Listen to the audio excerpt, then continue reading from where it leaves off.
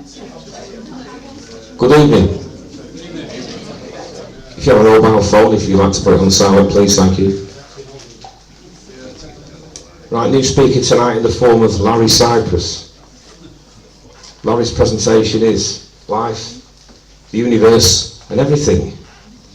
Author investigator Larry tonight will cover Zodiacs depicted in the landscape, ancient giants, and I mean really big ones, and our education, specifically geology and history. Please welcome Larry Cypress.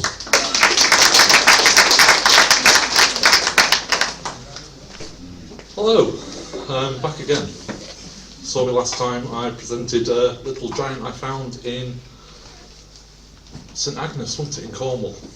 Yeah, 600 metres tall. He's the smallest giant we found. When I wrote this presentation, it ended up being about 4 hours long. So I've had to change the title now, and it's Life, the Universe and Almost Everything, because I've had to chop a lot out. So I've been looking at fractals and how basically the universe seems to be a fractal. Everything is a fractal of something else. Everything is a smaller version of itself. So we have a small pattern that repeats.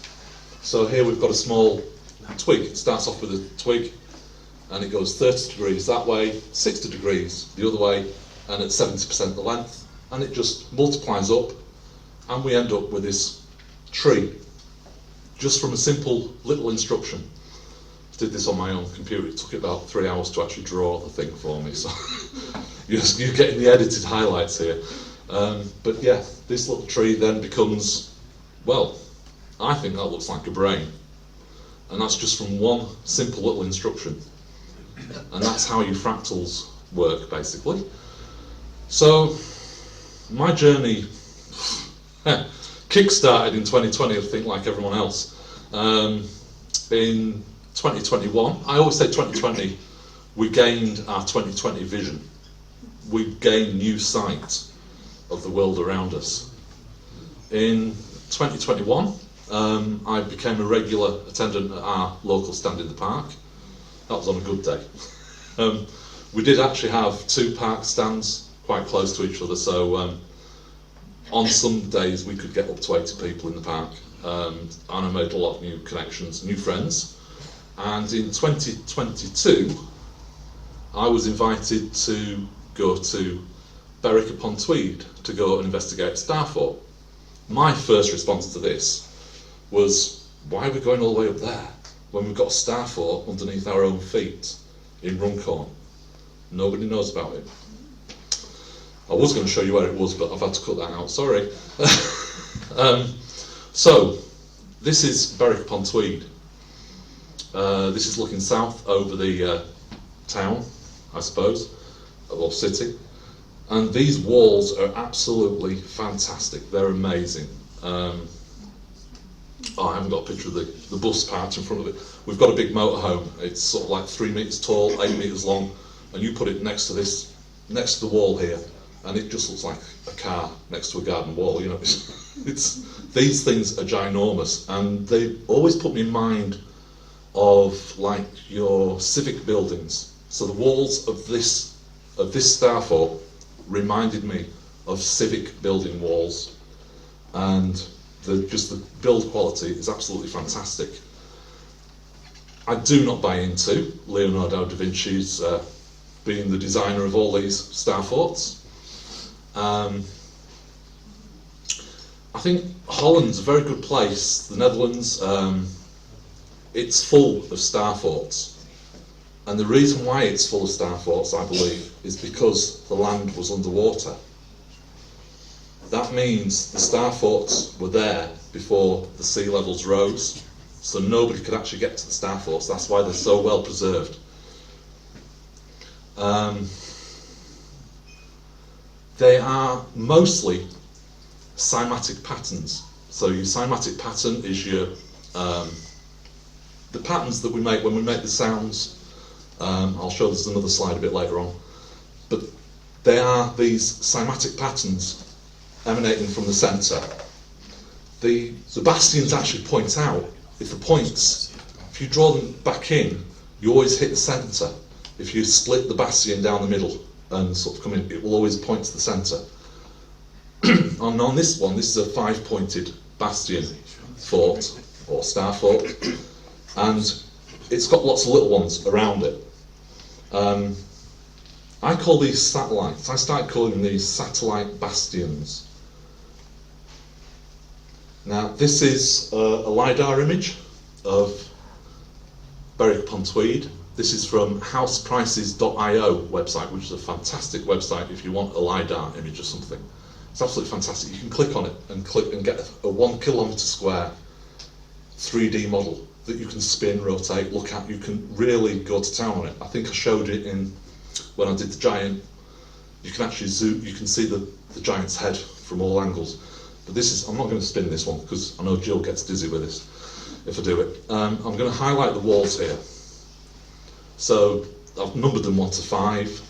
On the first morning of my trip to Berwick, I went to go investigate. Everyone was in bed. I went to go investigate on my own, and I sort of joined the wall halfway between Bastion 4, which is called Windmill Bastion, and Bastion 5, which is called King's Bastion. Now, you might see on this LiDAR image that there's a bit of wall. I'll just flick that back. Can you see that? So you've got earthworks outside it. Now, if you go and look at Berwick's history, they'll tell you there was a fort there, an Elizabethan fort or wherever, they dismantled it, pulled it down and then built the walls in 1650, off the top of my head. I don't buy that, buddy, as my friend in Cyprus would say. And so as I walked along, I basically just found these walls absolutely fascinating. There's a football pitch here, obviously. The earthworks are off just to the side there. We're looking sort of north on this. This one will be, I think this is Bastion number 3, Brass Bastion. And as I walked along, I saw the rooms at the back of the bastion. You can see the arch there. And if you look down into the room, you see these windows. Now, I looked at that and I thought, that's a sluice. That's a place where water goes through. It's a sluice gate. The water goes through there. And if you actually this is my diagram of, it's in my book, by the way, which unfortunately I haven't got any copies of tonight. They should be arriving Wednesday morning. We'll sort that out in a bit. So if the water comes out of these windows at the back of the bastions, we'll end up with a circulation of the water around the moat area. It did actually call it a moat on the other image, the design image. But there's no mention of moats when we go to Berwick. And there's several reasons why we would want to circulate the water. It's we can make sure there's an even mix. We can stop silting of the actual reservoir, as I want to call it, a reservoir. I don't want to call it a moat, it's a reservoir. It's for storing water. And the reason why I say that is because if we go back to here, you can't see it very well, so I'm going to mark it out. So if you watch, there's actually a staggered line in the stonework that actually raises out. I'll play that again. It raises out and you can actually see the level. Now this, I believe, is for when fluid rises up. We know they can visually spot it straight away and say the water's at the right level or we need to put more in. And as I went round on this is actually an image from another day. This is at the top of Brass Bastion, which I think is number 3. They call it Brass Bastion, don't know why.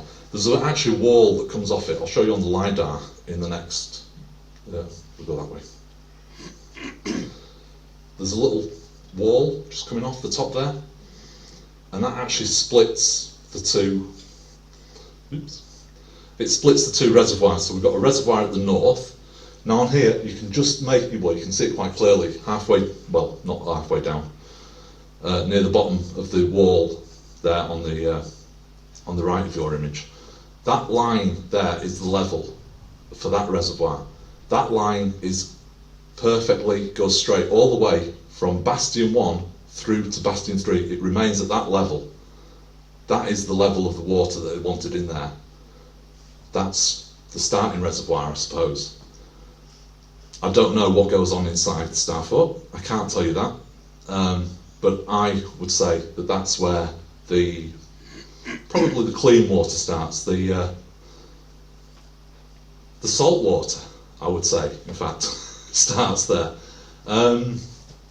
Stephen J.D. Beattie, if you follow him at all, he does a lot of work in Scotland, around Scotland landscapes. He will tell you about all the salt reservoirs.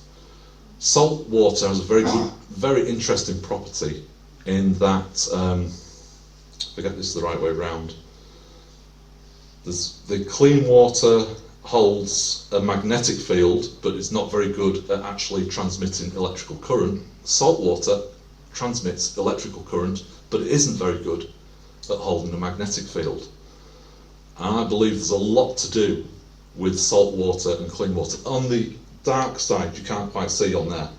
There's more steps, the levels, they rise up all the way along that wall. It's about 3 different height markings on that wall. So, to me, water is very key to a starfort. All starforts are surrounded by moats, water, basically. And who knows whether they were actually generating power and actually transmitting it down these saltwater canals. I don't know. We don't know. Nobody knows at the moment. However, when I got to Bastion number 3, I saw an English heritage disinformation board. Disinformation. This is disinformation at its highest level, this one. They basically said that behind those little windows that I've already identified as sluice gates, sluice openings, there are guns. And in fact, they even have a cannon on Bastion 2 set up, pointing it out the thing. And I'm looking at it and I'm thinking, you fire that out of there, the only thing you're only going to hit is the other bastion that you're facing. And we're told, I'll summarise it for you. So basically, we're told that these are impregnable forts, and these are like where they would fire the cannons from. All these arrows are showing you where the cannons would fire from. And then, if the enemy gets past all of this, at the back of the bastion we've got a secret gun, and we're going to shoot them from there. Yeah. Let's have a look at that room at the back of the bastion. That, on the right-hand side of the picture, is the wall. That's the bastion wall, that's the height of the wall all the way around. You've then got this big step down to another wall, and in that wall you've then got a window. Why didn't you just put the cannon on the top of the wall? Why did you put a chink in the defence system? You've instantly got a chink in there. If somebody a marauding army comes in, and they're going, and they get past all this impregnable defences, all the guns firing at them, and they get round the back of the bastion to where these cannons are supposed to be firing out of, you then left the door open for them. Doesn't work for me. Does not work for me. Now, I said that the bastion forts were cymatic patterns, and I also said that I called the bastions outside the main wall satellite bastions. Now, I revisited this after I found the LiDAR images, and I thought there's something wrong here. Because if you have those patterns, those green and red lines on this slide, if you have those patterns, they should repeat. You should have another set of lines, and you should have another set of walls. So, I believe there's another bastion missing. It's now washed away. That's under water now. That is the estuary, the Tweed estuary. River Tweed flowing out through behind the Starfort. And there should be some more satellite bastions. They're all missing. They've all been washed away. I mean, if you actually go and look at these walls are like on top. You know, you've got your 100-foot high, which is generally the height. 2 yards back from the seafront, you have a 100-foot cliff. Land in England starts at 100 foot.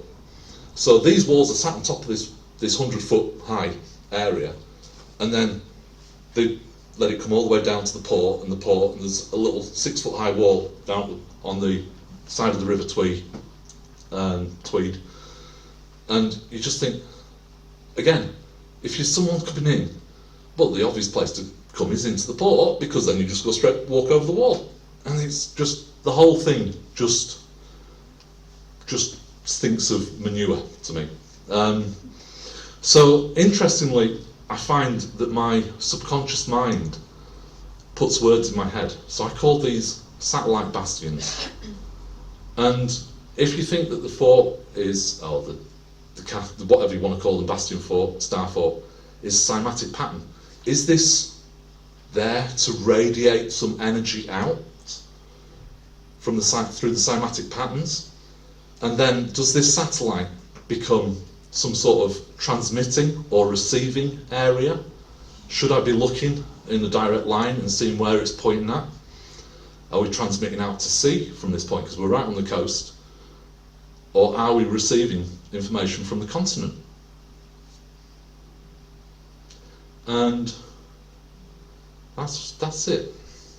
Okay, that's star forts. So I've started with a little, what I call it, it's a mind map. So this is a mnemonics, visual mnemonics system for remembering things. So I'll put star fort in the middle. Right. What's next? Where am I? Well, we've got England here. Oh yes, yes indeed. So I've just been looking at these star forts like non-stop solid for 6 months, and Paul Cook, I've been following his little channel online, and he started talking about geopolymer, and he started talking about the White Cliffs of Dover and how they're made of blocks. That's actually a man-made wall, he's saying, and the flying buttresses, and you can actually go down, if you go and stand on that beach, you will see the blockwork in the chalk. And this got me thinking, you know, if this is man-made, there must be a design for this somewhere. And with all our technology, all our LiDAR, all our map systems, we should be able to see this design. Can't be easy, because nobody else has spotted it, as far as I know, or as far as I knew. So I put a little video out on my YouTube channel, and I recalled some childhood memories. I used to spend hours looking at the back of, we had the full, 24 volumes Encyclopedia Britannica. I'd get the Atlas one out because I'm dyslexic, I didn't read, I didn't want to see the words. So we had 23 volumes of stuff I didn't want to look at, and then this volume with lots of pictures in. And I remembered Portugal. Now, this is Portugal, and to me, that's a face. You see him now? And he's even got the pointed conquistador beard, yeah? A little bit there on the chin there. And there's no wonder Columbus set sail from Portugal. They wanted to go and look, see what they were looking at. Wouldn't you want to go and see? Wouldn't you be nosy? And then I looked at France. Now France is a very interesting place, very strange place. Its regions are basically hexagonal. The administrative regions are hexagons, which is fair enough, honeycomb shape. So they call France the hexagon. And I'm looking at France, I'm thinking, that's not a hexagon, that's a pentagon. So I put the pentagon on. Now this is interesting because the tip at the north to the northwest tip is 600 kilometres. And from the northwest tip to the southwest tip is 600 kilometres. So I drew the other bits in at 600 kilometres. You can play about with it. You don't have to have perfect. When a pentagon doesn't always have to be a regular pentagon. But they're all 600 kilometres between the points. And then I noticed that the coast had a few straight lines on the west side there. And I thought, oh, that's interesting. Let's see what happens if I join those lines on. So I put the lines in, and I suddenly ended up with a pentagram. That's a very interesting point marked on that map. It's right on the inside point of a pentagram.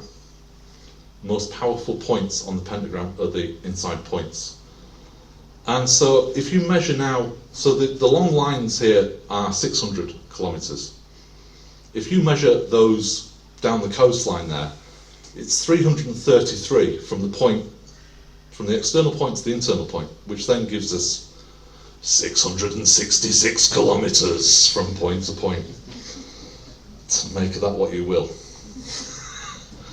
I then looked at Ireland, and I always saw Ireland as like a terrier. Apparently, the Irish call it the teddy bear or the koala bear, and that's how they lovingly refer to their own country. And then, as a kid, I used to look at, obviously, United Kingdom a lot, and I always wanted to put Britannia in there. You know, her feet at Land's End, her knee maybe sort of North Wales there, Anglesey, you know, but I could never get the body, the head, or the trident in. Now this picture is interesting because the lion becomes Ireland.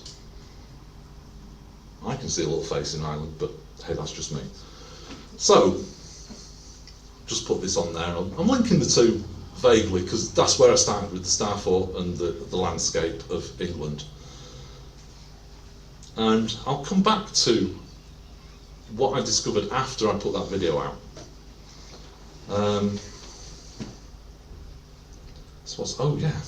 This is interesting.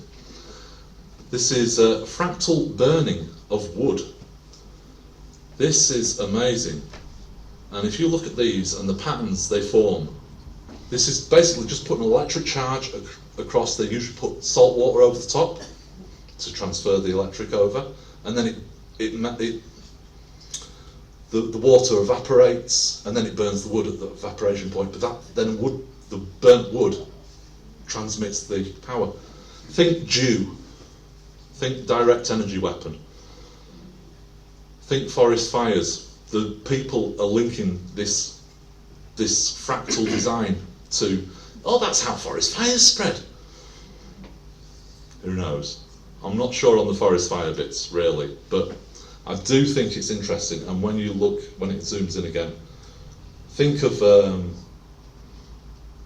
valleys. Think of the line, the landscape around us, and how water runs down the landscape. And I think that looks very similar to that. I'm just putting that out there. Fractal. But that's fractal burning. So my talk was generally on fractals, and I was going to talk about the electronic universe, but we ain't got 10 hours. So I've left that one out. That's out. So this is why it's almost everything. This is right. Right. Fractals. That I'm referring to that as a little snippet of DNA. And if you think about DNA holds all the information to build your body. You are born from one cell. In fact, you're born from two half cells, aren't you? Your parent, your mother, your father. There's only binary in this room, please. Yeah. Right. Your mother, your father form. They fertilise the egg, and then they form a new cell that creates its own DNA, and through mitosis it splits, and it splits, and it splits about 32, 34 times, and you get however many 13 billion cells out of it. But each one of those cells is from the single point, the single strand, well, not single strand obviously, but it's from the single pool of DNA. Every cell in your body is a fractal of your entire body. And that kind of blows my mind, really. And then, how much of that we saw with my fractal tree? I only needed like 2 instructions and I got a brain. Yeah? You only need a very small amount of instructions to actually create the body. So what's the rest of the DNA for? Now, who's ever had a gut feeling? Who's ever loved from the heart? Who's ever what's the muscle memory? Yeah, we have muscle memory. Hang on, I'm talking about everything that's going on in your brain here. Not what. Do we love with our heart? Do we really have feelings in our heart? Do we have memory in our muscles? I think we do. I would say that the DNA has got your genetic memory of your genetic parents in there. If we could read our own DNA, think what history we could find. I think it's all in there. That's just me personally. But DNA, apparently, if you cut through it and look down it, it's another cymatic pattern. And so these cymatic patterns are like the vowels here, A, E, I, O, U. And I always want to break dance after I've said that.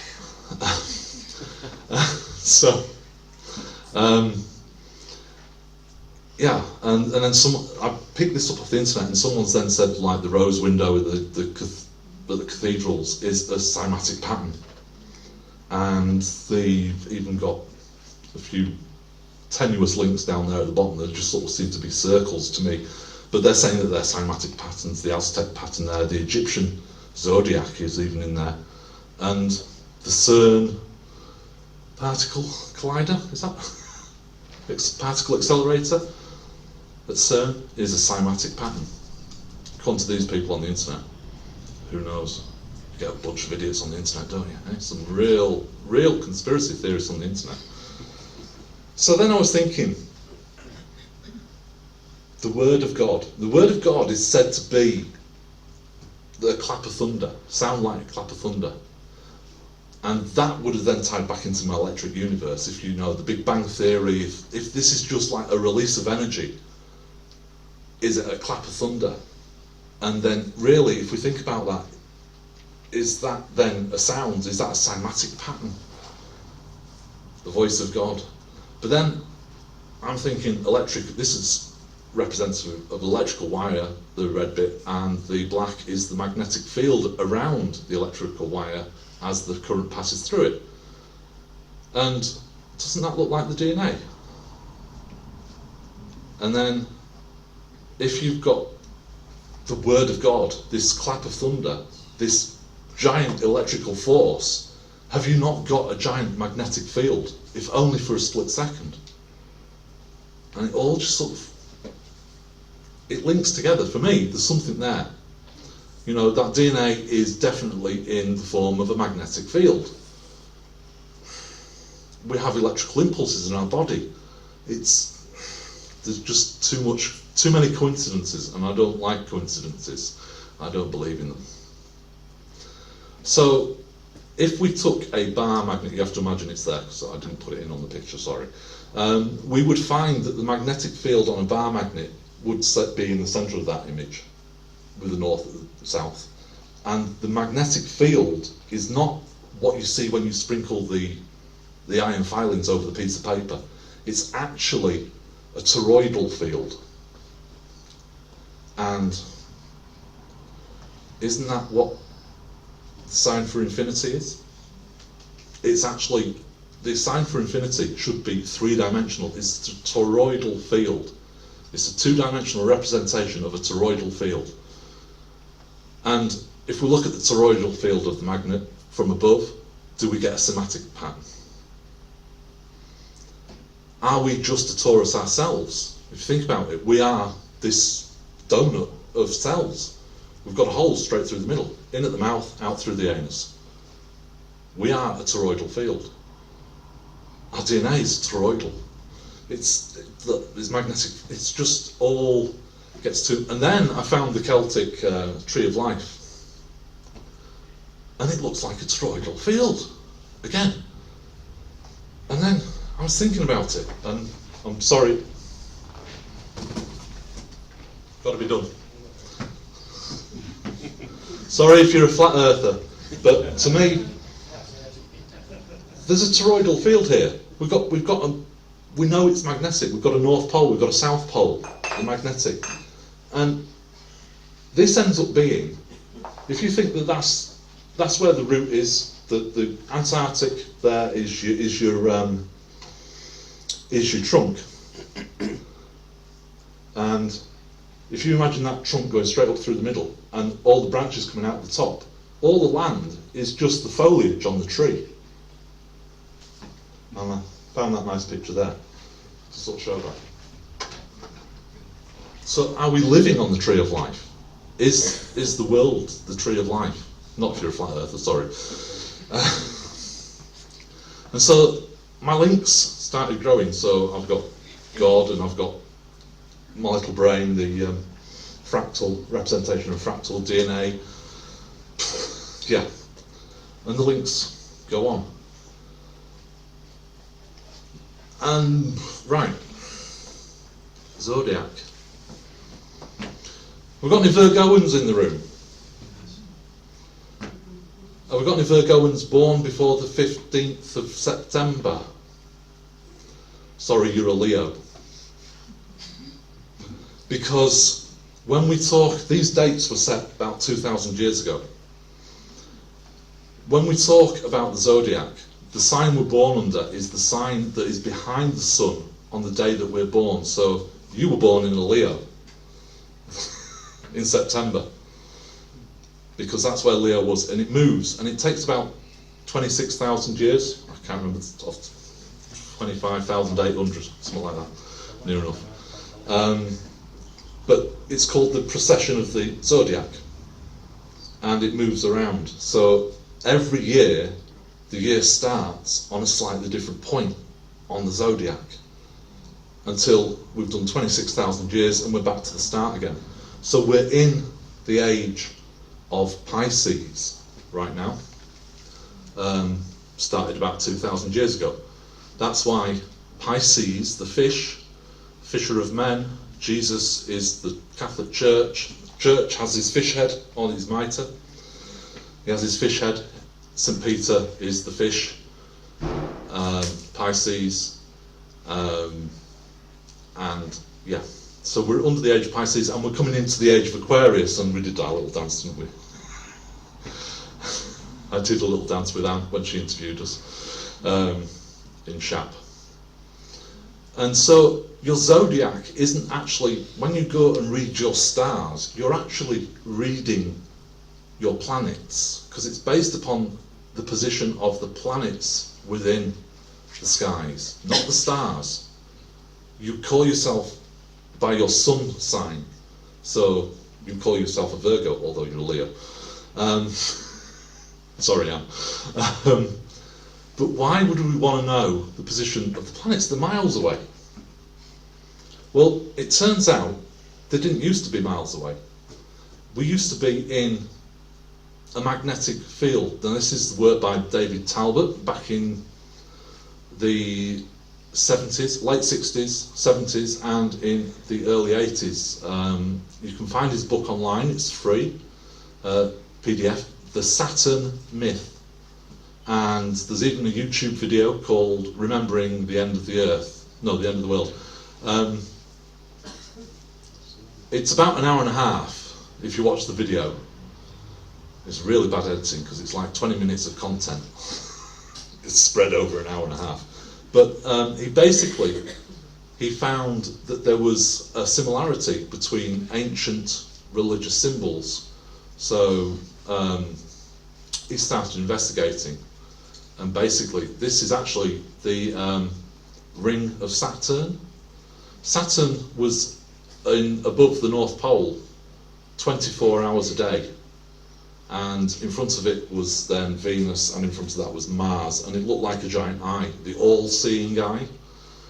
And then there was a bit of a disruption, so that the horn, where you see the horn and the sun disk, the horns and sun discs, that's actually Saturn's ring, and the disc is Saturn in the middle of it. And you might think I'm doing really bad science here, but they've stolen the science. They've stolen the good science. They've stolen the good numbers. 666 is a really good number, but they've stolen it and used it for their own means and ends. The wheel of the heaven was actually visible in the skies, and I haven't got 2 hours to go into that. But like I say, you can download the the Saturn myth PDF for free online. I found it, so you should be able to. The cardinal points become the wheel of heaven, and it's all to do with when the planets started going out of alignment. And here you go, that's Saturn, not the Sun. The disk is the Saturn disk. And any correlation to Saturn and Satan is acknowledged, and I'm just passing it on. Then this is actually, I think this is the start of the yin and the yang.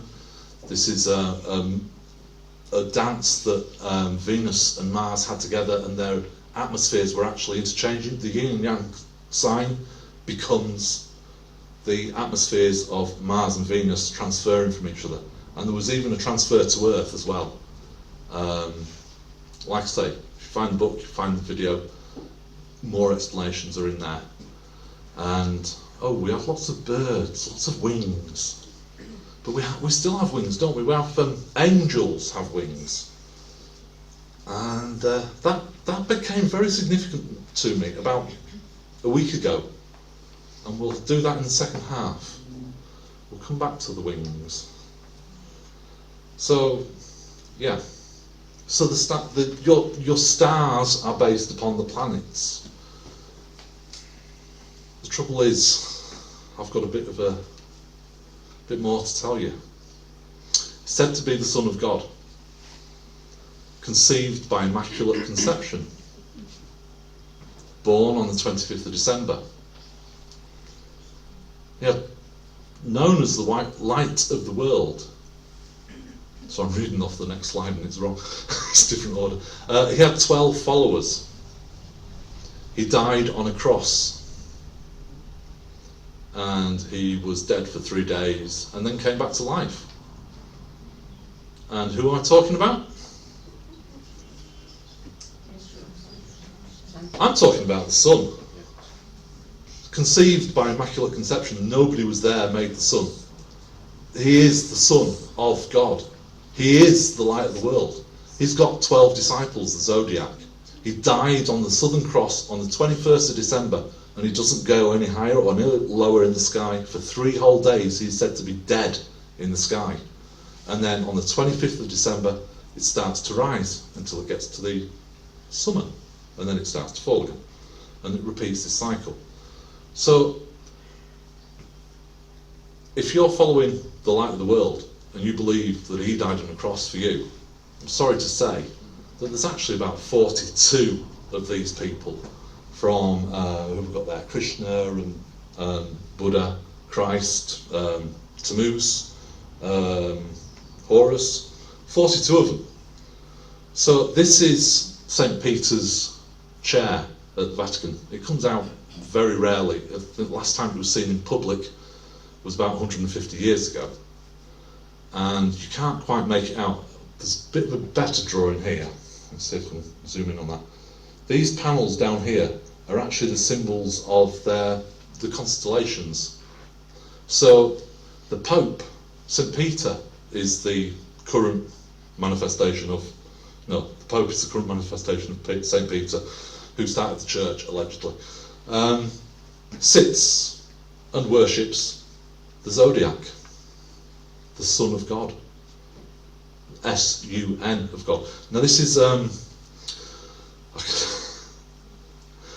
Archias S. She is, unfortunately she died a couple of years ago. Again, this book is available online. You can buy that copy for £100 on paperback copy of that book.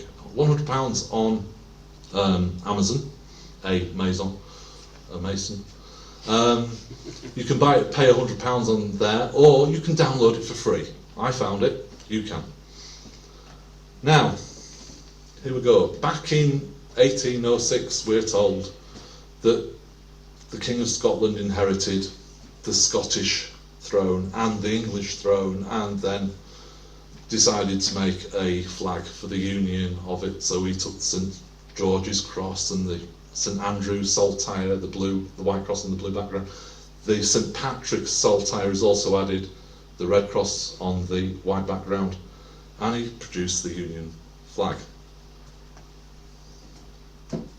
Manure, I say. This is in fact the cross, the flag of the ancients. The St George's Cross, as you know it, is the sun. It's the path of the sun. It's the sun at midday, struck the vertical. You have the sunrise and sunset on the equinox, is that the word I'm looking for? Yeah, the equinox. And then you have the summer solstices and the winter solstices, sunrise and sunset. And then the blue is the sky. And the white is the 5 degrees difference that the moon travels in. I think it has about a 16-year cycle. It's 5 degrees off. So that's what the white is. This is not the flag of the king. So wave it with pride. So we've now got the flag is associated to the Zodiac, I suppose, with the sun. The Zodiac is now religion. Religion is to God. God is, and all the rest. Gets a bit bigger. Right, I think actually, how are we doing? That's halfway. That's my halfway point. So I think we'll stop for a cup of tea, a cup of coffee. I'm going to go and have a cigarette. And we'll come back for part 2.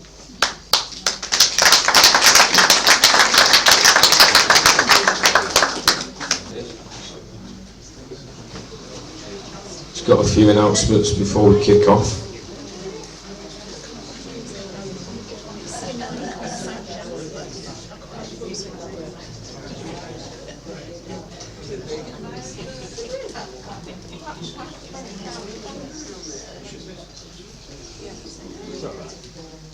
Third of June here, controversial and prolific author John Hamer keeps focus on the weather with the great climate change myth and the very real danger this presents. The same agencies that lock down the world, and governments are only the front of the house, by the way, are coming back with more propaganda to melt the mind. Don't let it be yours. Next up, please take the cups back to the kitchen, and when you're finished, and bin any rubbish. Thank you. A website recommend, all the W's, bigbrotherwatch.org. Maybe not before bed. And for anything Tartarian, if you look on BitChute, look for something called Cool Guitar Gear. Interesting pictures, nice music. Part 2, Larry, thanks.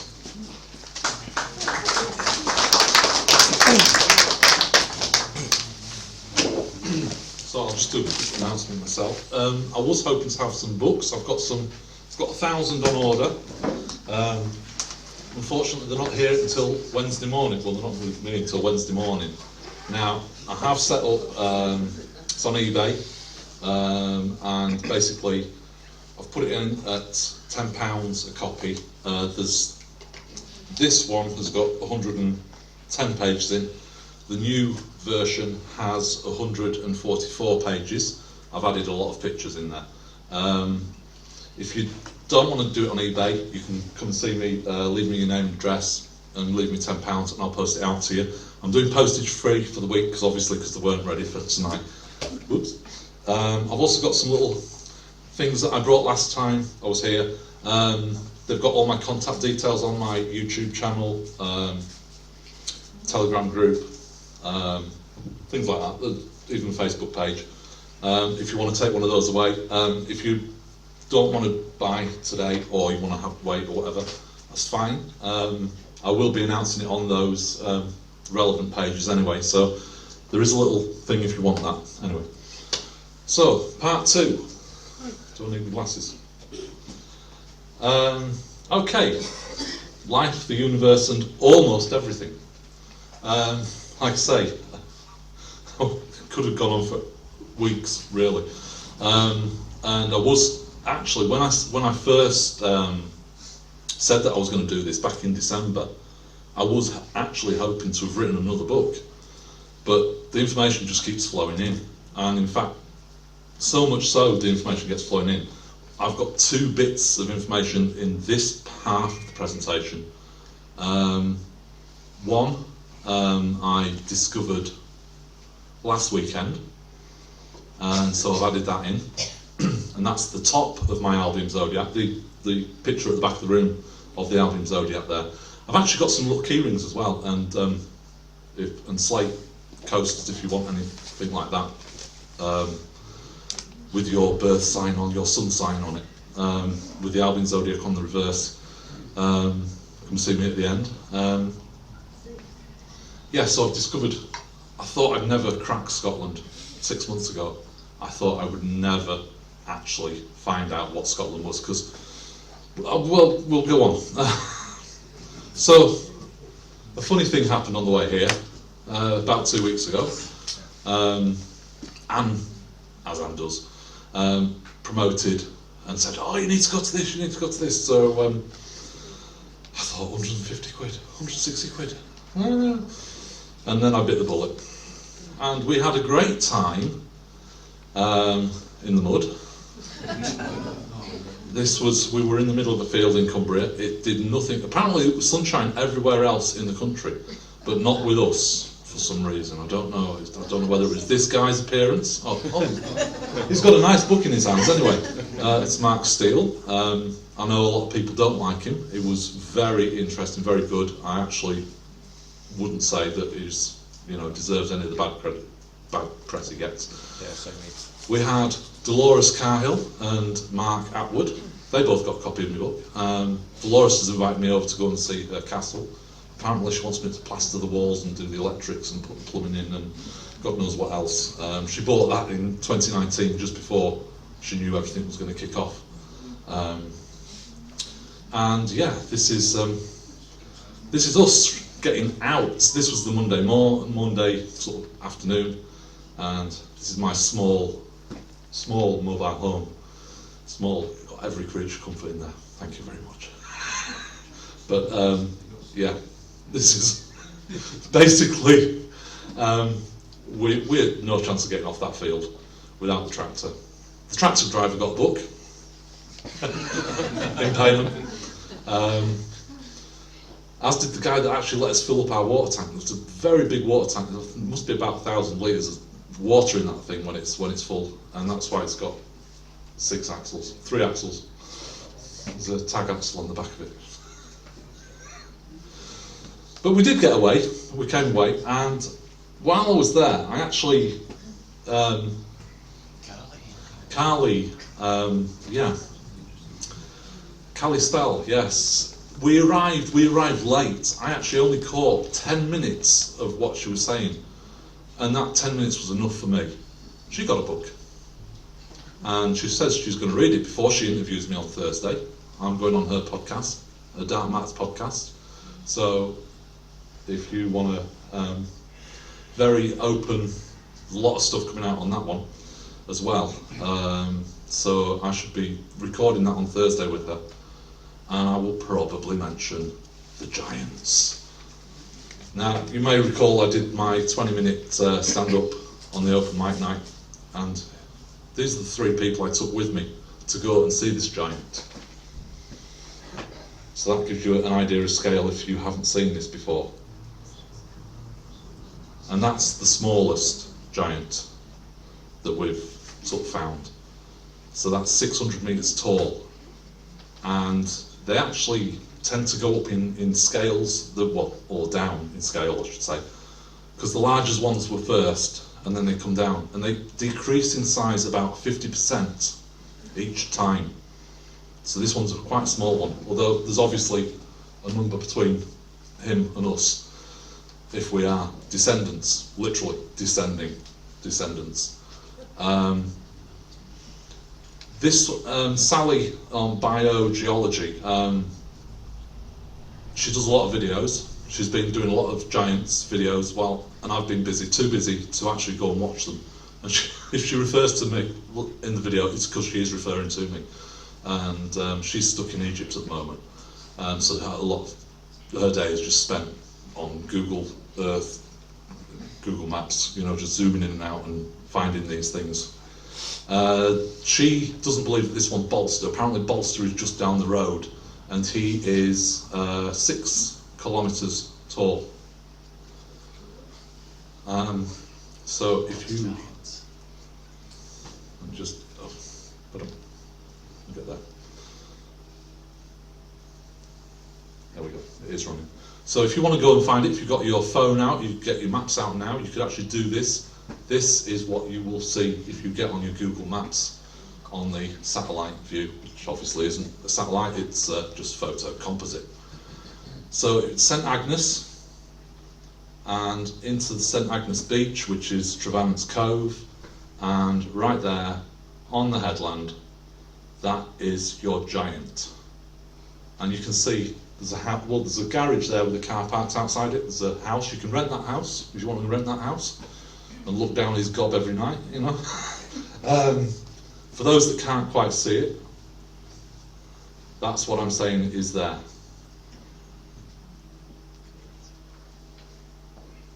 And it is truly amazing. You can actually, when I first came and I did the presentation, I was saying that that was the vertebrae. You know, I think I even mentioned it in the video. I say vertebrae, and it's actually the jawbone. The vertebrae is actually underneath it, and that is there, and you can see it in situ. That is the real deal. And that's when you start questioning your geography and geology. Now, I'm going to go up a couple of sizes here now, and I'm going to take you up and go and show you Ben. You might know him, Ben Nevis. And this is just zooming in. It's, I think this is topographic-map.com, because you can actually turn the topography on. And there's Ben. And you're telling me you can't see him, aren't you? You can't see him. That is a skull. Does this mouse work on? No, it doesn't work on that. Right, just bear with me a second. Can you see him now? His eyes closed, his left eye is closed. You can see sort of the ridge there. You can see his top lip. Now his bottom teeth are exposed. In fact, they're so exposed that somebody's been along and pinched them. Those teeth, the 3 teeth you can see, they're actually being excavated. They've taken the teeth out. This is actually a glass bottle that a medical student actually, he was doing pathology course, and so he got a glass skull bottle and built a face up on top of the bottle, which just happened to fall in the right place for me to show you the picture there. That's Ben Nevis. Now, I reckon that's about, 15 kilometres from here to here. That makes him 60, 70 kilometres tall. Not the biggest. Right, so this is Great Britain, obviously. Now, as I said, I used to look at the maps and I used to try and squeeze in, you know, I used to think that that was Britannia. That is her, sat there on a shield with dipping a toe in the water at Land's End. And I'll come back to her, because the revelation that I found at 6 o'clock this evening is going to blow your mind, because it blew mine. So this is Bing Maps, because Bing Maps I can rotate. So if we just imagine now, this is then Europa. So long-legged Italy is not a leg, it's an arm. And Spain becomes the head. And you're calling me a nutter, I know. You're laughing. But wait for the next one, because we've got Gaia. Gaia, Mother Earth. Mother Earth, and oh boy, is she Mother Earth. Right. The map is distorted on Bing Maps because the North Pole obviously is stretched out, elongated. It's a globe, that's If you use the globe model, it's wrong.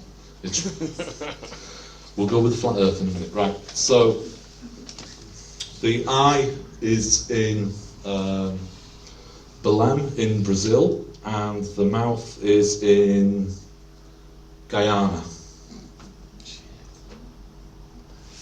And so that's sort of like the north coast of South America. Now, just to please you, I've got you a flat earth map from the authorities, those nice people that we can trust everything that they say. Hidden in plain sight. Hidden in plain sight, whatever. Right, so let's spin this round. Sorry, Jill. She hates things to rotate. So now, South America is there on our right, and we sort of see her. She's looking to the left as we look at her. But let's just spin her back a bit. Right, so that ahead is there now at the top, and she's now sat in a lotus position. Africa becomes her legs, and she's sat in a lotus position. And you might be wondering what Australia is. Well, she's just given birth. Australia is her baby. And you can see all the afterbirth and all the... Sorry, it's very disturbing, I know. And you might say, how did they get here? Well, if you actually look on Google Earth, you will probably find the wings in the Qantas Airlines. Pacific Ocean. She's not from... I mean, on this model, you can't sustain that size of life on that size. She's here, there's her head. You know, there's no way she can be sustained on this planet. And if you're on the flat Earth, she's hopped over the wall. She's from outside the ice ring, mate. But she's flown in Qantas Airlines, as you say. And again, wings, angels. Is she a fallen angel? Has she fallen to earth? And then the Gospel of Timothy. Whoever has come to know the world has found a corpse, and whoever has found this corpse, of him the world is not worthy. I thank you. I didn't find it, by the way, it was Sally. So, where are we now?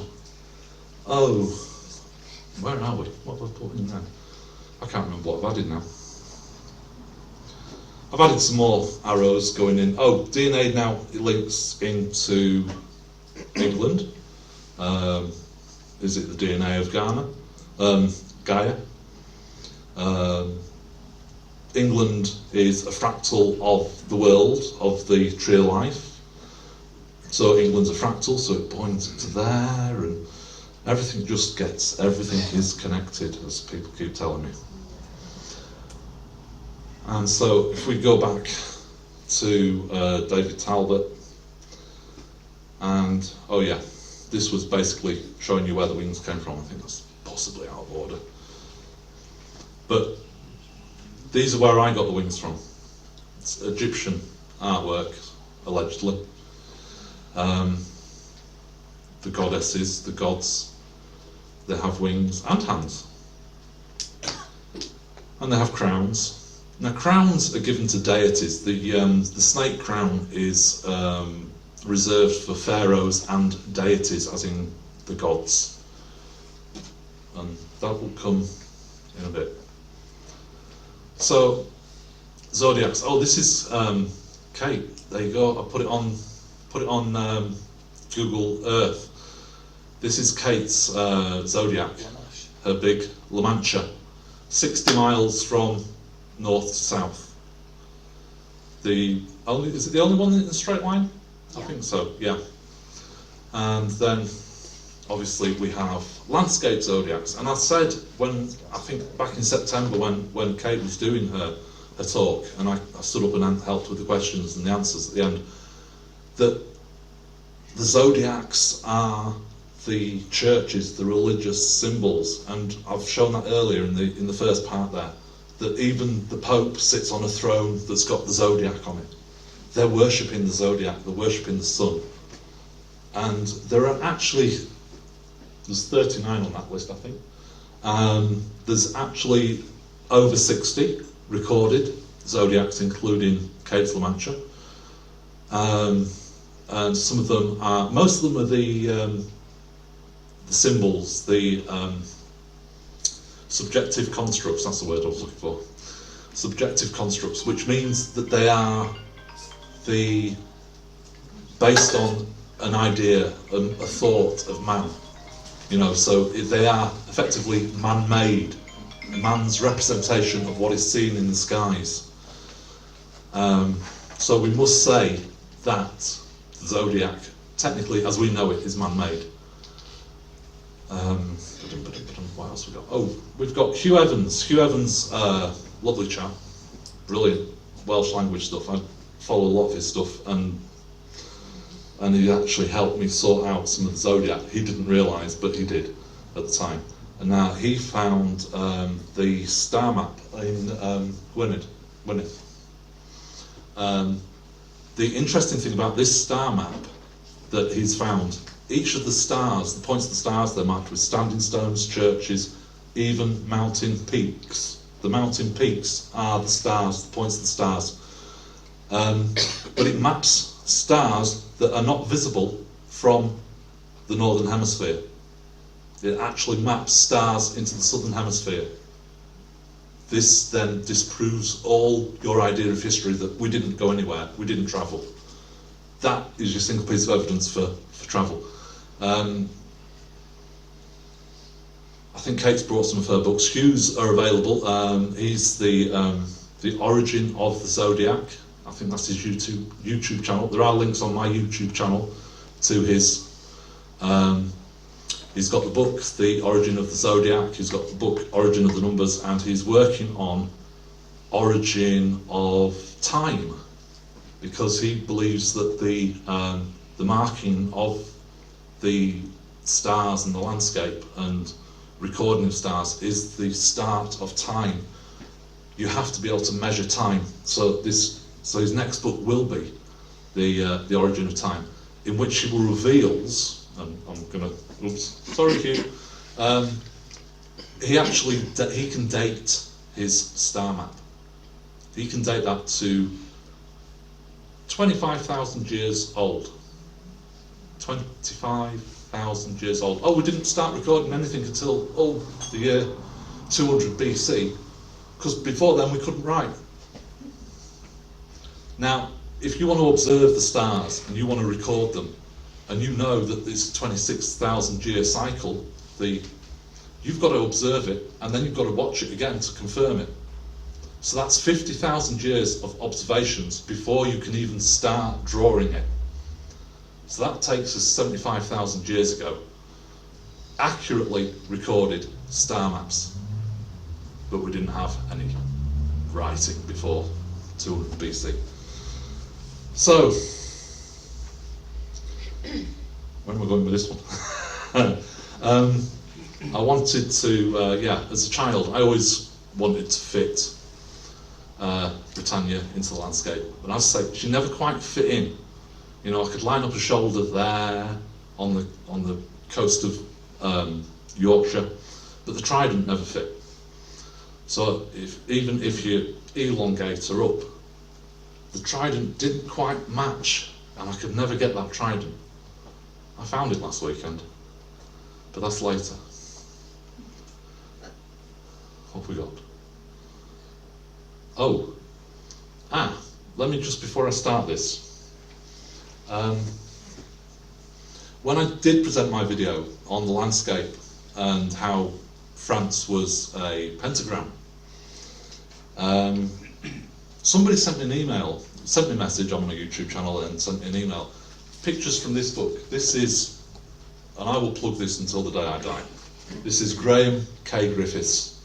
It's published in 2003, and this blows geography right out of the water. Graham's own thoughts on this are that it's made by God. God has decided he's going to use man-made subjective constructs to construct the whole of the British Isles. Now this image is at the back, and these are the pictures from inside the book. This is the Isle of Wight, which is Libra, and the Glastonbury zodiac sign. There's Sagittarius, which is East Anglia down to Dover, and Capricorn, which is a unicorn fish, is down on the south coast. We've got Pisces is, well, the West Country. The eye of Pisces is actually the Glastonbury zodiac, so it's reflecting what it sees above. And so South Wales, we've got Leo. North Wales, we have Virgo. She was almost my favourite as a kid. I actually used to see these images myself.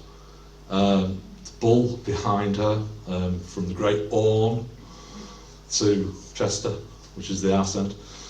I'm sure Chester will love me now. Gemini is Liverpool. We then have the Blackpool, yay! Griffin, yeah. And then Northern Ireland is the curled up Scorpio. Then we've got Aquarius, which is the Lake District. Inverted becomes a phoenix and the lakes become the flames. And then we have Jesus on the cross, held up by the Lamb of God. So the Lamb of God is holding up the Lamb of God on the cross. But on that cross, there's a second person. And when you put the two of them together, you get a third person. And that, to me, is the most intelligent design that I have ever seen. And there's the Dance of Albion. William Blake. So how did Graham find it? Well, when he was a kid, back in 63, 10th birthday I think it was, 63 or 62, he saw the coastline, he saw the old lady at North Wales, saw the beast in South Wales, saw the fishy tail down Land's End, and he saw the giant in East Anglia. And 30 years later, he went to Glastonbury and saw a book called the Glastonbury Zodiac, which he'd never heard of, so he picked it up, and he saw these images inside, and he recognised them as the giants that he had seen. He then spent the next 10 years basically looking for the rest of the Glastonbury Zodiac.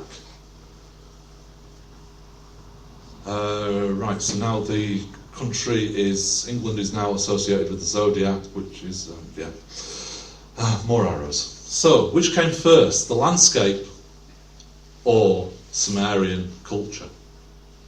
You tell me that's not based upon the other.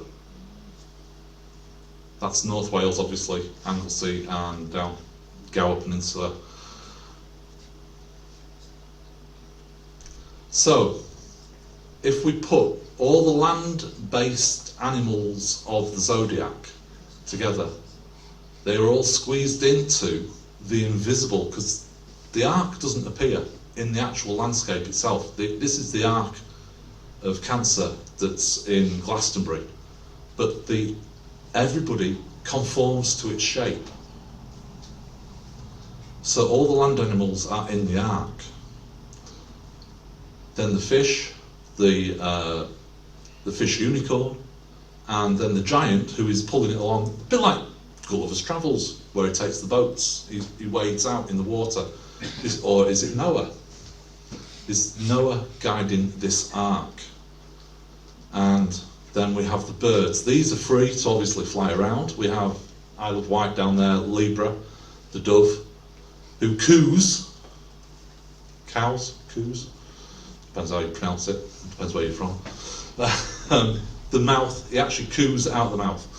But they're free to travel. He's actually skimming the waves back to Noah's hand, down the Straits of Dover to land on the hand of Dover, where the dove lands.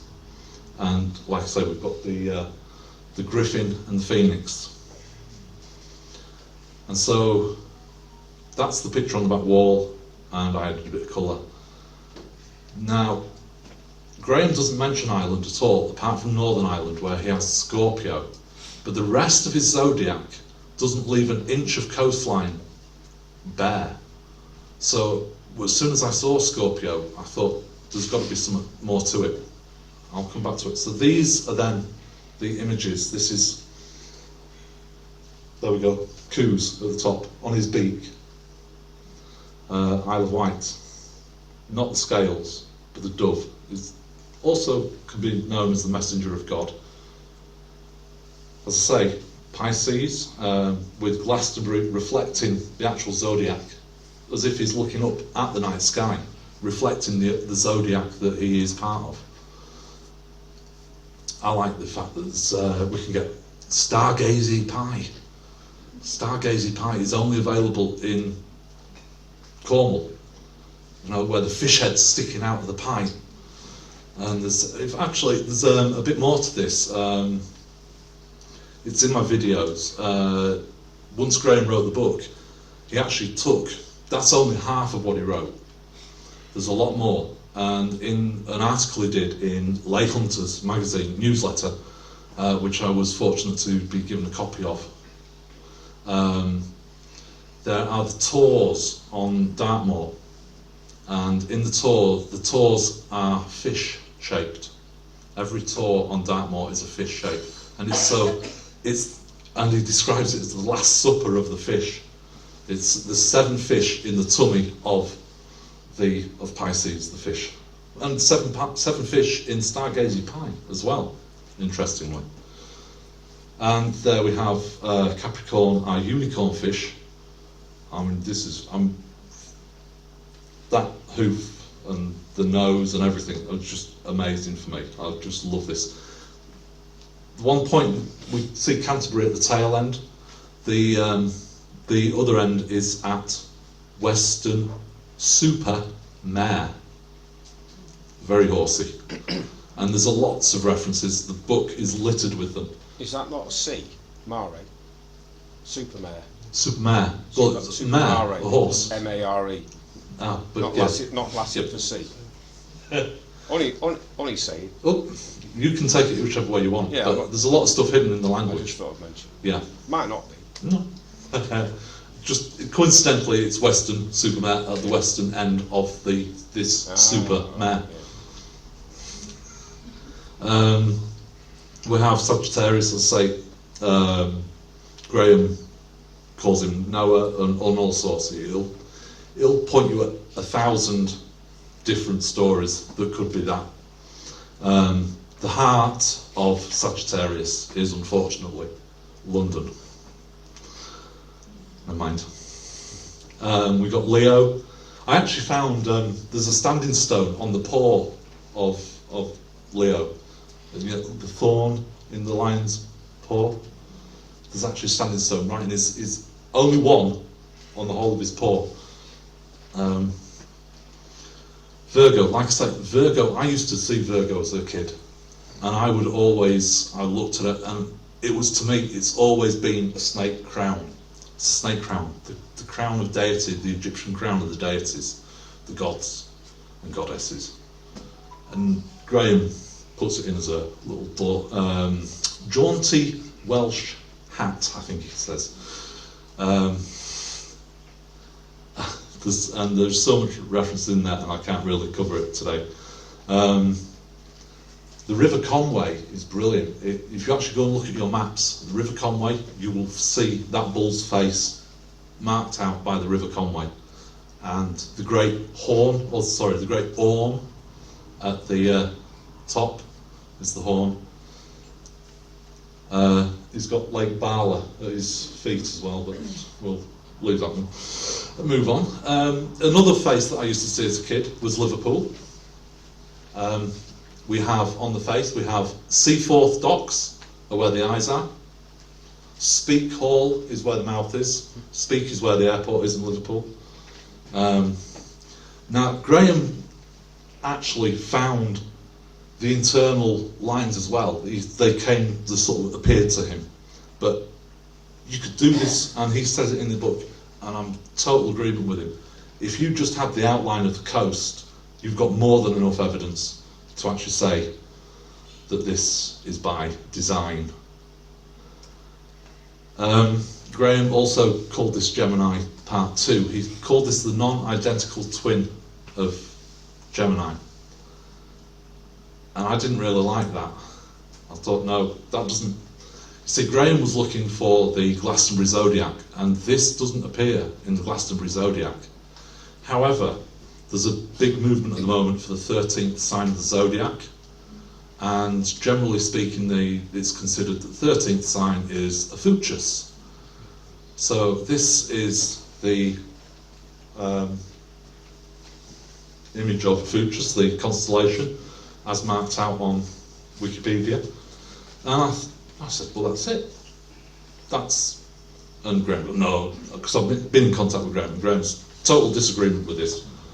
But if you flip that round, and then you turn that round, have you not got those wings? Well, just you have, it's off the edge of the screen there, sorry. But that, to me, that was the wings of the griffin, or is it a sphinx? And that's, let's say, Blackpool. And so we're on the sort of the neck right now, here in St Anne's. This is Northern Ireland. This was, for me, I don't know how he managed to draw a curled up scorpion, but he has. And the point is at Portadown, which is renowned for the Troubles. There's a lot of links to, is it Mordor in the Arthurian? A lot of stuff in his book refers to the Arthurian legends, which again... So mine refers to my Zodiac refers to the Arthurian legends as well. Yes, it does, yeah.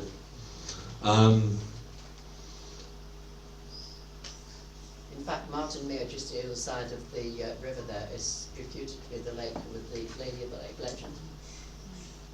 There are many lakes that, unfortunately, that also, I've been told it's in Wales. I've been shown it in Wales. Oh, it's in there, but we won't dig it up. We won't take it out, just in case, because we don't want to disturb we don't want any bad karma coming out from removing the sword. King Edward's School, which is now combined with two others, Yeah. actually has as its badge a hand coming out of the water holding a sword. Yeah.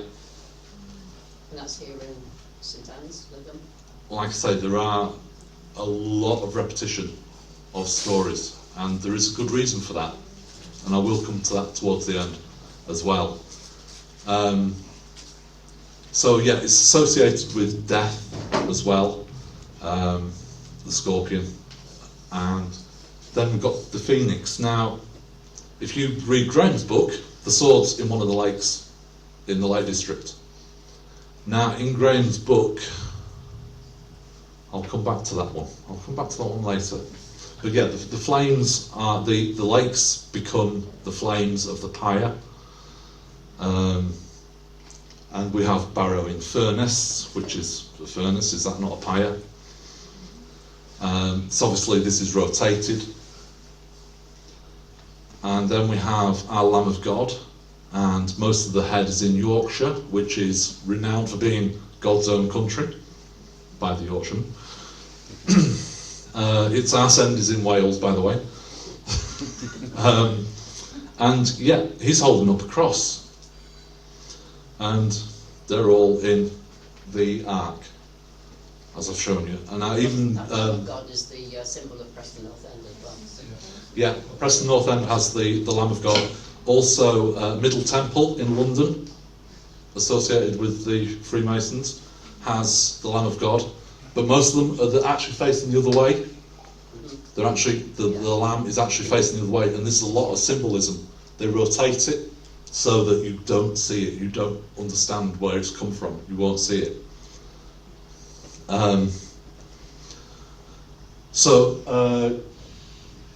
Mary Kane actually spotted on the front end of the ark of Catherine Malwood's Glastonbury Zodiac. Mary Kane noticed there was a figurehead, and do we not have that figurehead up on the, with the East Anglia there? So I'm going to sort of look a little bit now at this Christ figure. Now, as I've already said, there's 42 at least Christ figures, but this particular one is very interesting. And when Graham found it, he confirmed it by finding a place called High Cup Nick. And High Cup Nick, he then felt, would be the place where the High Cup, the Holy Grail, was held up to catch the blood of the wound, the nick of the...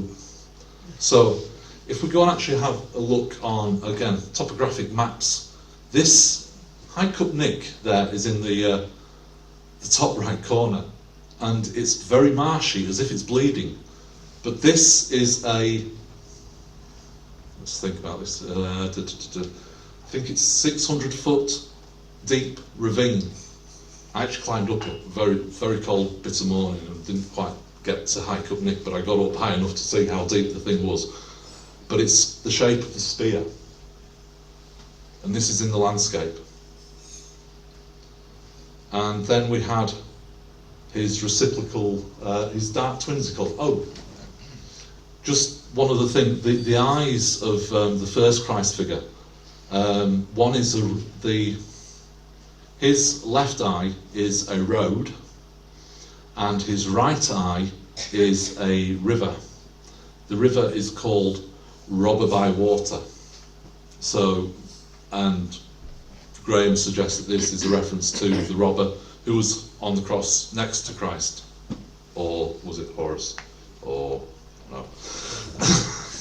They all died on a cross next to Christ, next to a robber, or between two robbers, allegedly. Now, Christ here has got a loincloth on. The other guy hasn't. He's open to the elements. And when you bring the two together, he's open to the elements as well. And where the cross falls is called cross fell. It's on the vertical and the horizontal. Cross fell. Now, cross fell is in the middle of maybe the second, but more than likely the third, the joint figure.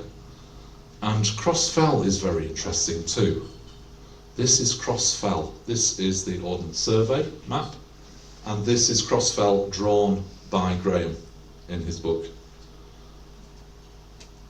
And it's the heart. Is that your Sacred Heart? Do you remember that one, Anne? Is that Sacred Heart? You recognise that? Maybe? What else have we got? Oh yes, so the first Christ figure, he's got a loincloth, but underneath that loincloth, which isn't revealed in the book, not in this version of the book, but later in the articles that I got my hands on, it's revealed that he's actually got an adze tucked under there. This is the tool that the Egyptian pharaohs used to open the mouth to let the spirit out, which is also the same shape as Ursula Major. So he shows the lane there and where it goes, the path of the lane. And he goes into great detail in his article as well about that. And then let's go and have a quick look at the Phoenix. We've got all the lakes form what he describes in the book as a exercise in perspective. But he doesn't put the picture in the book, puts it in the articles, and we've got a pyramid. And at the base of the pyramid we've got Temple Sowerby. And just next to Temple Sowerby we've got a little village called Knock. So you've got to go and knock on the door to enter Temple Sowerby and the pyramid, whose apex is at Hawk's Head in the Lake District, which is Horus. Hawk's Head, Horus. And he still thinks that that's Christ on the cross. I don't. And then, as I say, as a kid, I used to love Anglesey.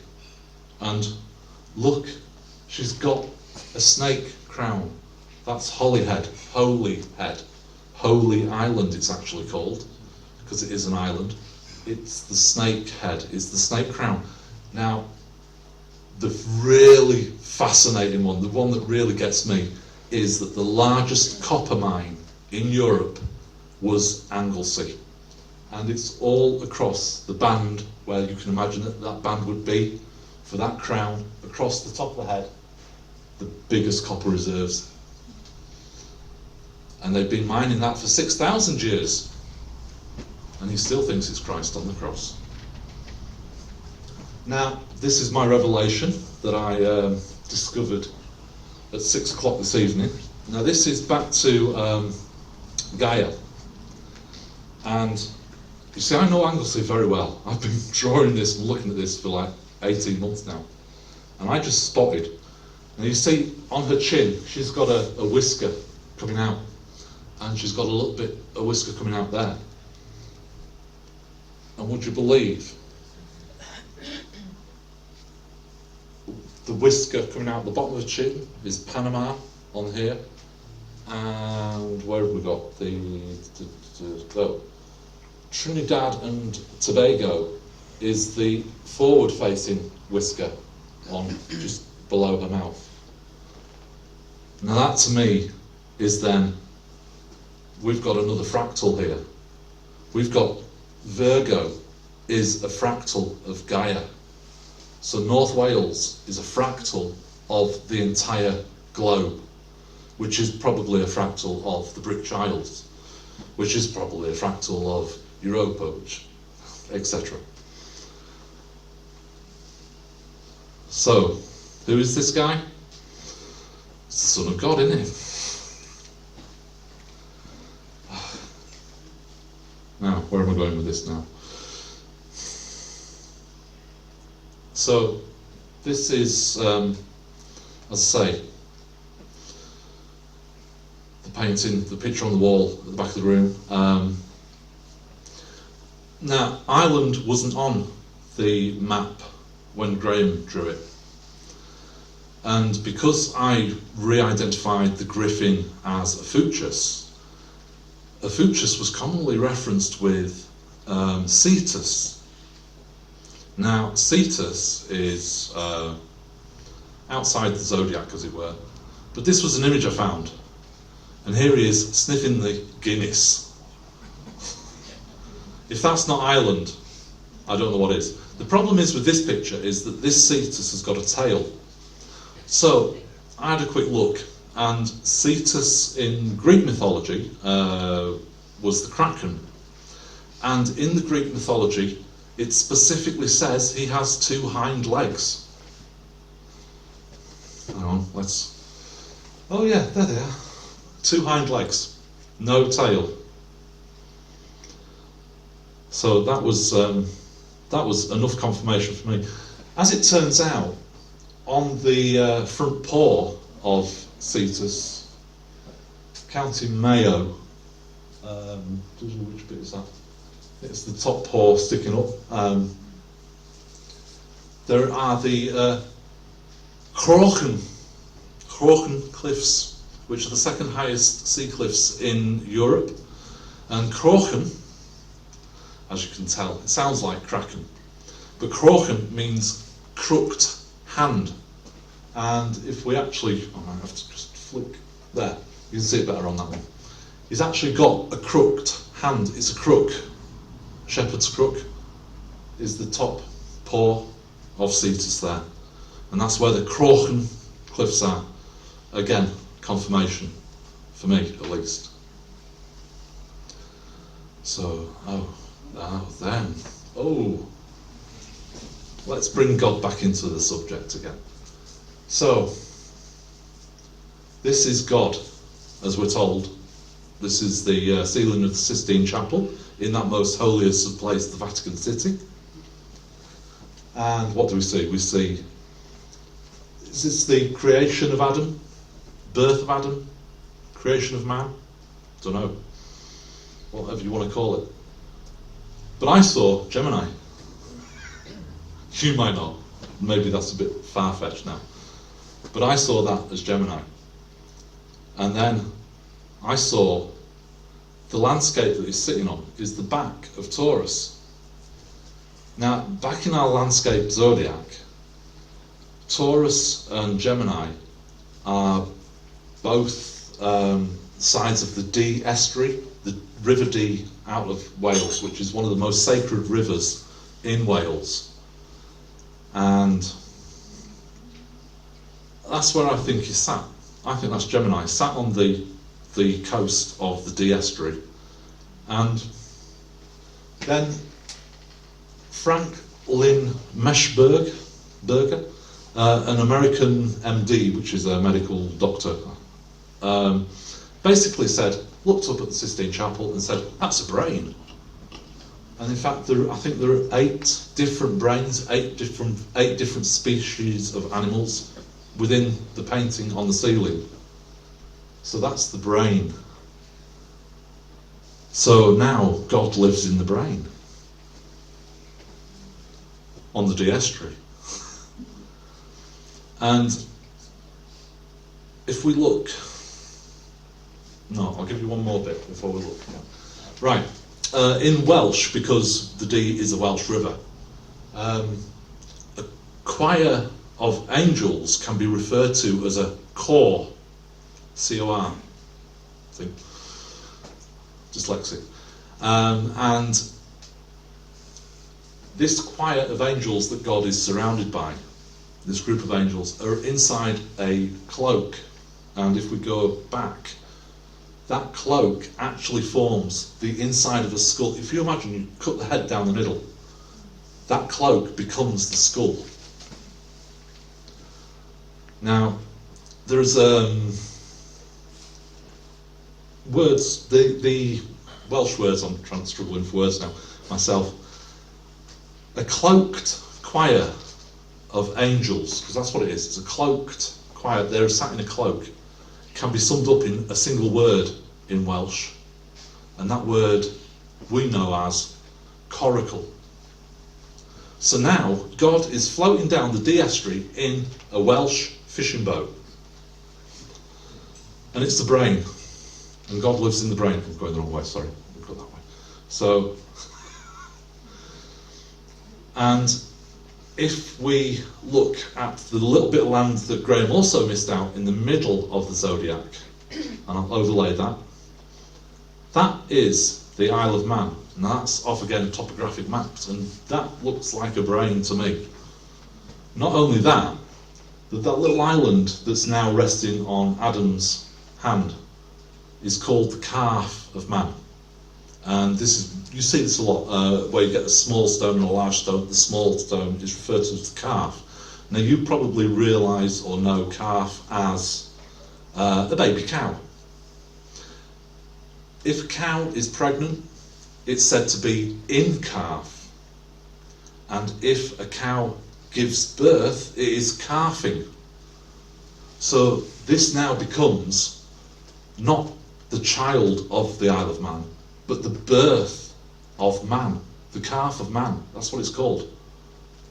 Is this not what they tell us this is? The birth of man, creation of Adam, hidden in plain sight. Right, so landscape zodiacs. This one's Glastonbury again. We have on the outside, we have Canis Major, and most zodiacs have a protector, the dog, the grey dog. Even Kate's Garston dog. Garston dog is, yeah, Canis Major.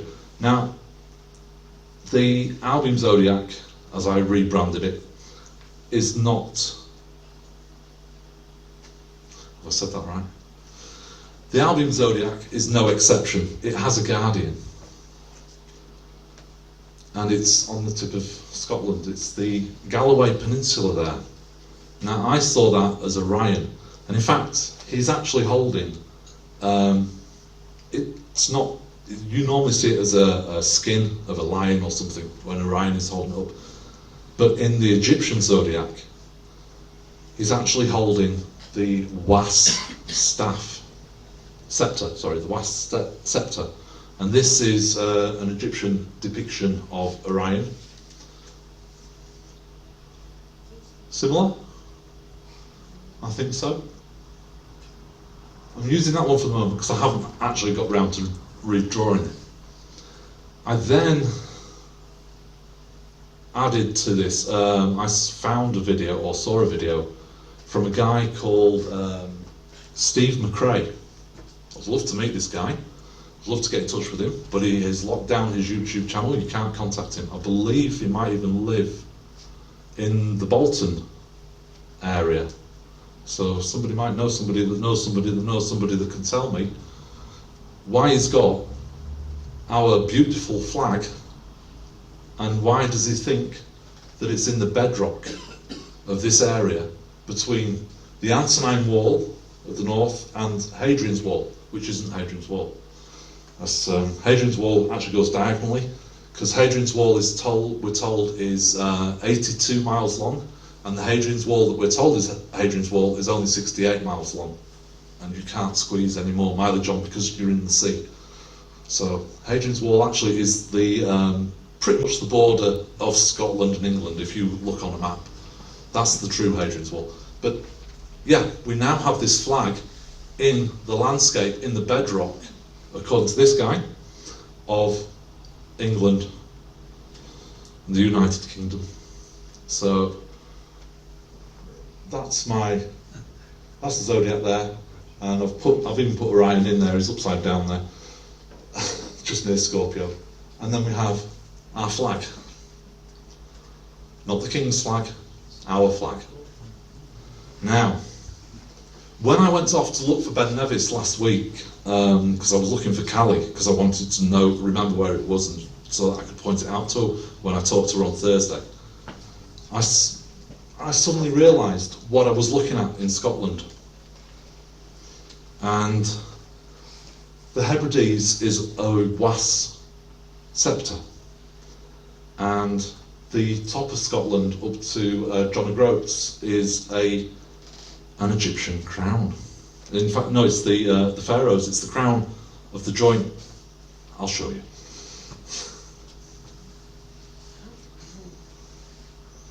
That's what I believe. It's only a rough sketch at the moment, but that's what I believe it is. I'm going to do that again. Oh, you can't quite see that. The top there, just off the top of your screen, that's the Faroe Islands. Are they telling us that this is the Faroe Islands? Have they put the title above it, you know? You know, when you draw the picture and you give it a title, put it at the top. It says Faroe Islands at the top. So, I'm not going to do the flag this time. I'll put Orion in there, he's upside down. And there we go. That's my approximation at the moment of what I'm seeing. Actually, the beard comes right down to his tummy. He's got one of those, you know, the black beards, comes right down to his tummy. Show you that again. Can you see it? Now, the yellow bit that's behind his head, I believe that's actually the flail. And so when you see Orion, he's usually got the lion's head in his one hand, and he's holding up a flail, which is also an Egyptian symbol. Now, if you actually look at the Egyptian Zodiac, he rests the flail on his shoulder. He's actually resting on his shoulder, not up in the air. So is this another representation of Gaia again, with the wings? And so St. Peter's throne, his seat, has got the Zodiac on it. And this, I found this little one. This is a statue of Pepi I, one of the pharaohs, with Horus the eagle sat on the top, wings in Scotland. And have you ever noticed, this is the hieroglyph for throne. Any similarity? I think so. It's me trying to squeeze Britannia back into... It's England. If you chopped Wales off, that would be England. England is the throne, the Egyptian throne. So, it still doesn't say Pharaoh on the top. It does on my screen here. So yeah, so we've got the flag. And is it coming up? Yeah, there it is. There it Shrunk is. it down a bit. Faroe Island. Yeah. And I think I'll I've added a few more arrows in here, and it all gets very confusing, but everything is connected. And I think that's me done for tonight. Do you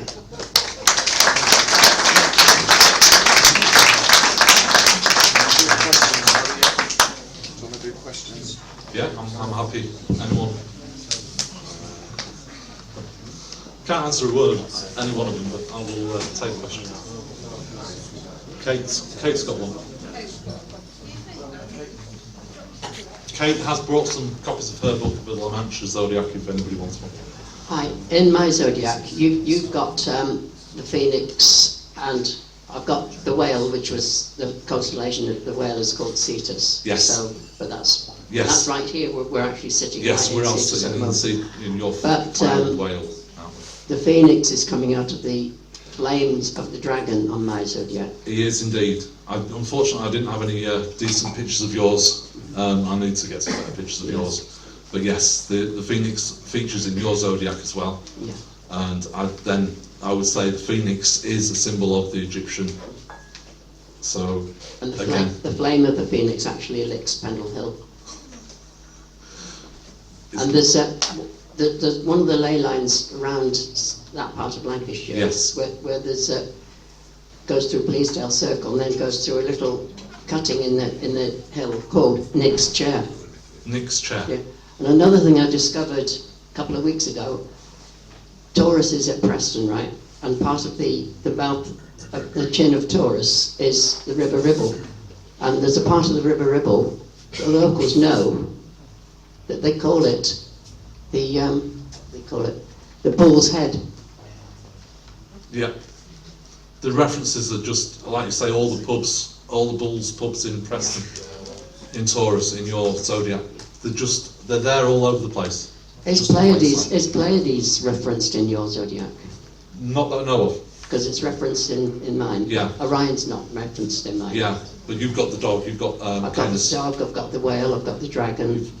But the dog, the whale and the dragon seem to form what looks like the hilt of a sword. Yes. So again, that's probably the Arthurian references. Arthurian legend Excalibur. Yeah. Does that make me the true ruler of England?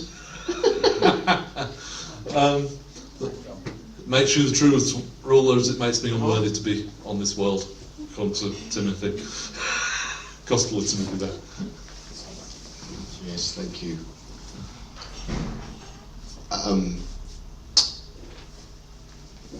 My friend here, Gary, Yes. a couple of years ago, walked me up to the three rivers that join just near the A666. Yeah. And that blew me. So I wanted to just kind of talk about that in terms of the three rivers. So River Ribble, Hodder, and what was the other one, Gary? Calder. And the irony of that was the only road in the UK, which is the A666 again, which runs from Clitheroe through to Blackburn into Bolton. And the irony of it was, and whether if some energy calling or whatever it was, but essentially during lockdown and the Yellow Boards activism that we did was essentially, we didn't even know this, I didn't even actually think of it, but then Gary mentioned it to me, that we actually did our activism just off the A66 where the junction 5 of the M65 motorway is. Yeah. And he was just like, well, what called us there? What spirituality called us there to actually... and the ley lines. And the interesting thing as well, if for those, again, this is just, I'm just sharing, because, again, Gary mentioned it, where if you load up Google Maps, and if you look at where the word Great Britain is on Google Maps, it's actually there where the three rivers join. Yeah. And when I've gone on online spaces and talked to people about ley lines, and particularly in the United States, I've said, have you ever wondered why the word Great Britain is like in the northwest of England kind of thing? And then I said, zoom into that area, and then you'll see Worley, the town, and the three rivers meeting. And people in America are just blown away, thinking, "Wow." I've got a friend that lives around there, B, and she'll tell you that there's a lot of dragon energy around there. She's very into dragon energies and ley lines. Really, she needs to be writing a book as well and doing a presentation about the dragons and the goddesses of the land, because there's a lot of those as well. But yeah, I knew the blade of grass that it sticks on, as she calls it, is right outside her front door kind of thing. So, but there are a lot of energies, and I think we are becoming more aware of them. I didn't actually mention this, and I was going to mention this, just as a by-you-by. If you actually measured from the top of the hat of, so John O'Groats, if you go on Google Maps and you go and measure the most southerly island of the Isles of Scilly, which is like the splash as the salmon of knowledge is coming out of the water, that's the splash. It's 1,000 kilometres exactly. And if you then measure to the Isle of Man from either of those points there, 500 kilometres exactly to the Isle of Man. Isle of Man is dead centre of that image. And it's actually when I realised it was God in his coracle in the brain. It's actually if we go back to Hugh's star map in the Welsh astrology, there, it's actually the constellation of Cassiopeia, and in the Welsh star map, Cassiopeia is actually in a big hollow called Don's Cauldron. So Don is also known as Ceridwen, and her cauldron is where she mixed the elixir of knowledge that she was going to give to her ugly kid, because her kid was that ugly that he needed all the knowledge just to get him through life. And then the other kid that's mixing it tastes it and gets all the knowledge, and there's a whole thing, and he ends up coming down the River Dovey in a coracle. And I'm thinking, hang on, if he's got all this knowledge, and I can't remember his name, it's supposed to be Merlin as well, the incarnation of Merlin, or where Merlin came from. And I'm thinking, if he's got knowledge, what do we associate knowledge with? We associate knowledge with an old man. You know, so if I should go back and... So, knowledge, God is knowledge. And is this then Merlin in his coracle after having tasted Ceridwen's cauldron of knowledge? Just a thought that went through my coracle when I was thinking about that coracle. But I think the point there with the 1,000 kilometres is the kilometres system didn't come into effect until 1750, so we're told, in this 25,000 year landscape. Oh, that was it. So the precession of the Zodiac, so like I say, you're now a Leo, not a Virgo, sorry Anne. The North Pole moves as well. So the pole star isn't the North Star, and the last time that the pole was near Cassiopeia in the night sky, because that's near the pole star, was actually 25,000 years ago.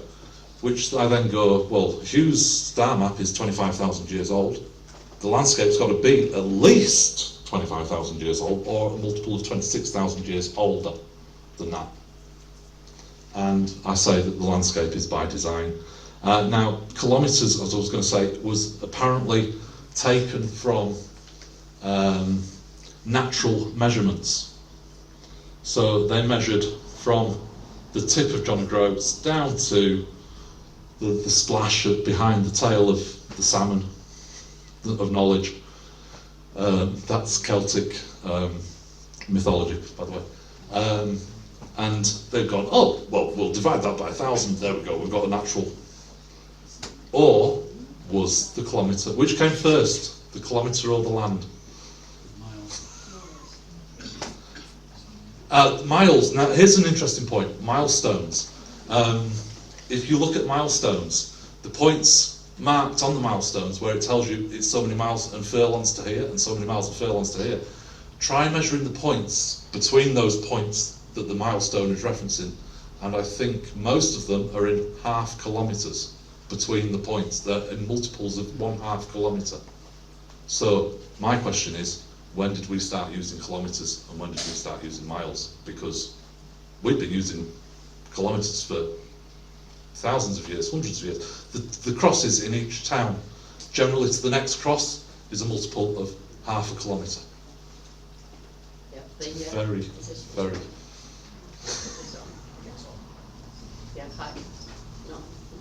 Have you run out of battery?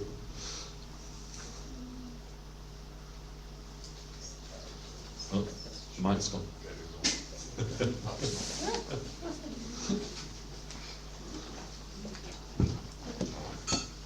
Yeah, the Great Pyramid at Giza is the actual latitude it's at.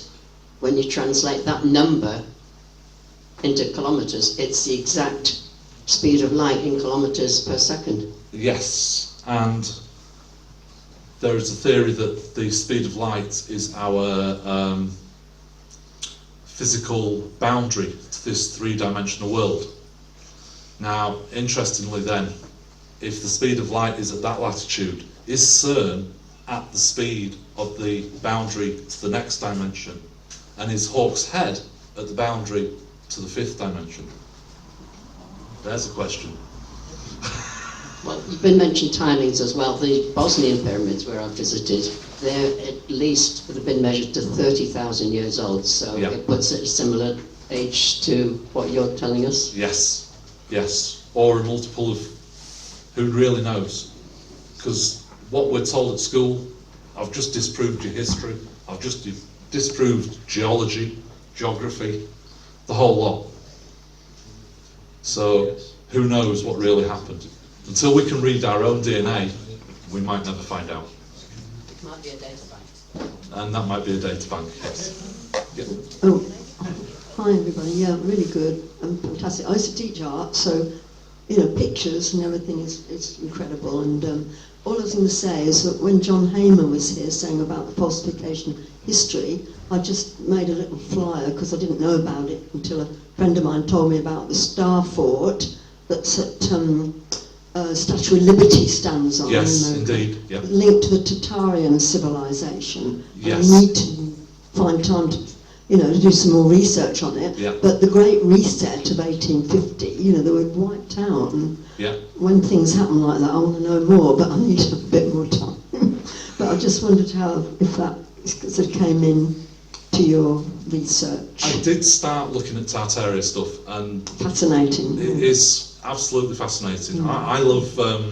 I think the best one was when they tried to find the foundation stone at the Salt Lake City Temple, and they dug down, and they dug down, and they dug down, and they got 18 foot below and found another entrance to the church, to the temple, that they didn't know was there.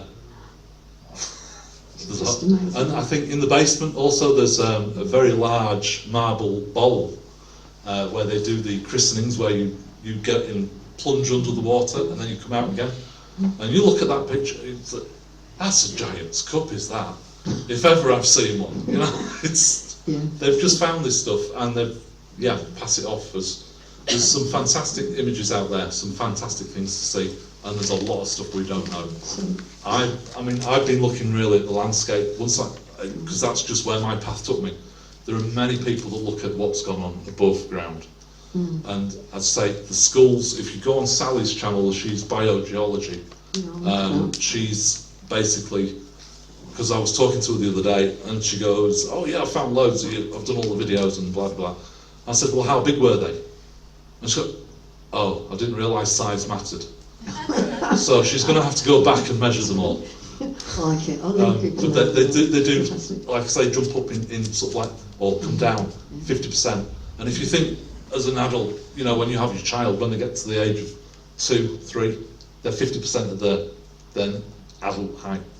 So if we think that maybe our atmosphere has changed a lot, and we're no longer able to support the larger people, and so we have basically stopped growing, and we're now the babies of the babies of the babies of the babies, and like a Russian doll. Yeah, anyway, thanks a lot. Has anybody done any lab tests on the physical remains at all?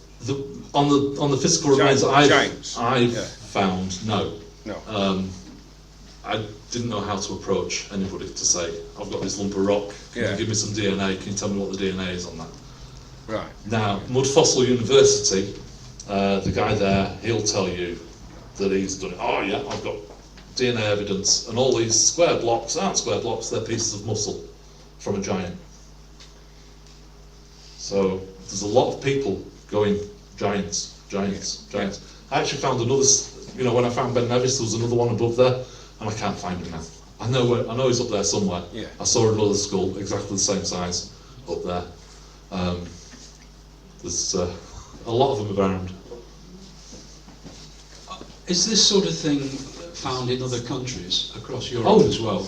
Yes. If you Are there any other countries that are actually as profound as this? The fact that this one is the Zodiac, I think, is the most profound. I've not seen it anywhere else. In terms of the giants, then you can find them all over. And I say biogeology, Sally Jane Delaney, she scours the earth, the whole earth, and this is why she found Gaia. Partly because she went to a pub called Turn the World Upside Down, and she thought, what happens if I turn the world upside down? Oh, my word, there's a head. So this is how she found Gaia. She turned the world upside down, a pub in London. It's in the Old Kent Road, I've been there. Old Kent Road, there you go.